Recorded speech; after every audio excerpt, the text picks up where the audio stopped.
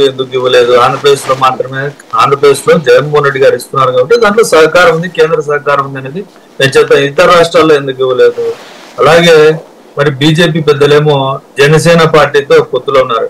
చంద్రబాబు నాయుడు గారికి అనుకూలంగానే జనసేన పార్టీ అధ్యక్షుడు పవన్ కళ్యాణ్ గారు బీజేపీతో పొత్తులో ఉన్నారనే విషయం రాష్ట్ర ప్రజలకు అందరికీ తెలుసు. ఎందుకనంటే ఎలక్షన్ల ముందరేమో పవన్ కళ్యాణ్ గారు బీజేపీ పాచిపేర్లు ఎట్లు ఇచ్చారు, మా నరేంద్ర మోడీ గారిని తిట్టి ఆ తర్వాత ఎలక్షన్లు అయిపోయిన వెంటనే ఎందుకు మనసు మారిందో ఆ విషయం ప్రజలకు చెప్పకుండా చంద్రబాబు నాయుడు గారికి దూతగానే పవన్ కళ్యాణ్ గారు బీజేపీతో పొత్తులో ఉన్నారనే విషయం మీ రాష్ట్ర ప్రజలు అందరూ గమనిస్తా ఉన్నారు. దీనికి కూడా ఇప్పటికి కూడా ఇందాక బీజేపీ నేతలు చెప్తూ ఆయనేమో పవన్ కళ్యాణ్ గారేమో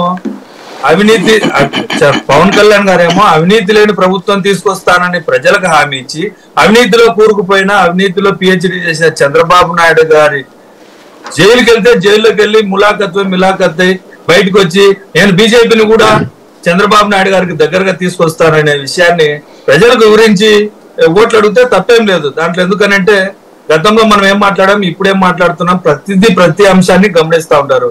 బీజేపీ రాష్ట్రానికి ఏం చేసిందో కూడా రేపు ఎలక్షన్లలో చెప్తారు. ప్రజలు కూడా ఖచ్చితంగా ఎవరిని ఎక్కడ కూర్చోబెట్టాలో అక్కడ కూర్చోబెడతారు. Thank you.